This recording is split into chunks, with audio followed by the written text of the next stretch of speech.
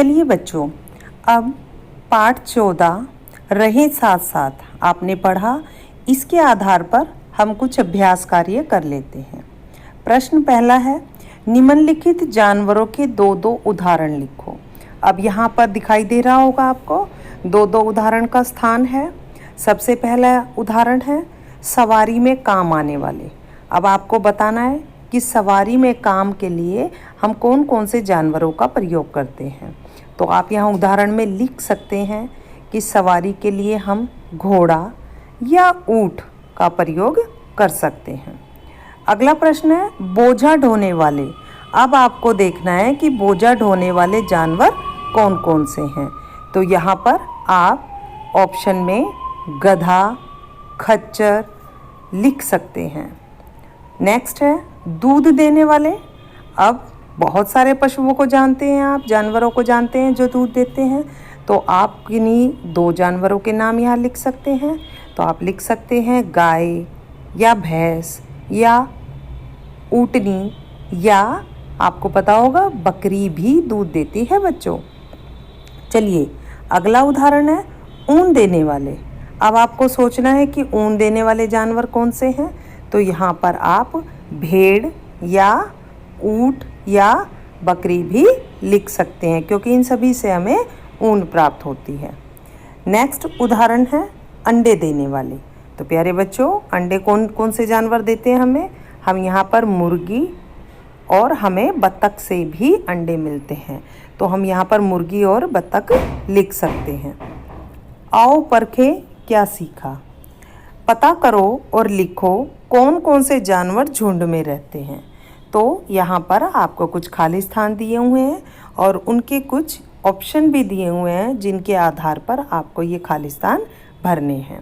पहला खाली स्थान है मधुमक्खी के छत्ते में डैश अंडे देती है। ऑप्शन देखिए क्या क्या है। बोझा ढोने, चींटियाँ, रानी मधुमक्खी, फसलों, नीलगाय। तो प्यारे बच्चों, मधुमक्खी के छत्ते में आपने पढ़ा होगा पाठ में कि रानी मधुमक्खी अंडे देने का काम करती है। तो इसमें पहले खाली स्थान में आएगा रानी मधुमक्खी। दूसरा, मधुमक्खी की तरह डैश भी समूह में रहती है। अब यहाँ पर आपको बताना है कि मधुमक्खी की तरह और कौन से जीव जंतु हैं जो समूह में रहते हैं। तो प्यारे बच्चों, चींटियाँ भी समूह में रहती हैं। तो सही ऑप्शन है चींटियाँ, ये भी मधुमक्खियों की तरह समूह में रहती हैं। तीसरा खाली स्थान है गधा, खच्चर हमारे सवारी करने तथा डैश के काम आते हैं। अब आप ऑप्शन में अगर देखते हैं तो आपको दिखाई देगा बोझा ढोने। जी हाँ, बिल्कुल सही।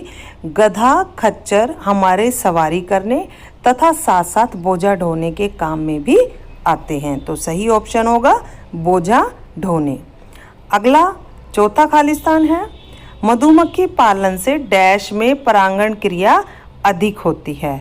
तो प्यारे बच्चों, आपने पाठ में पढ़ा होगा कि मधुमक्खी पालन से किसमें, फसलों में परागण क्रिया अधिक हो जाती है। इससे किसानों को लाभ होता है। ठीक है। पांचवा खाली स्थान है डैश का समूह झुंड किसानों की फसलों को चट कर जाता है। तो यहाँ पर आपने पाठ में पढ़ा होगा कि जो नील गाय होती है वो किसानों की दुश्मन होती है और वो झुंड में किसानों की फसलों को चट कर जाती है, यानी नष्ट भी कर देती है। तो किसानों की दुश्मन नील गाय को माना जाता है। इसलिए इसमें ऑप्शन जो है वो नील गाय लिखा जाएगा। तो प्यारे बच्चों, इस अभ्यास कार्य को आप अपनी बुक में देख सकते हैं, इस पाठ के अभ्यास कार्य में, और इसे अपनी कॉपी में नोट भी करें और अपनी अध्यापिका से चेक कराएं।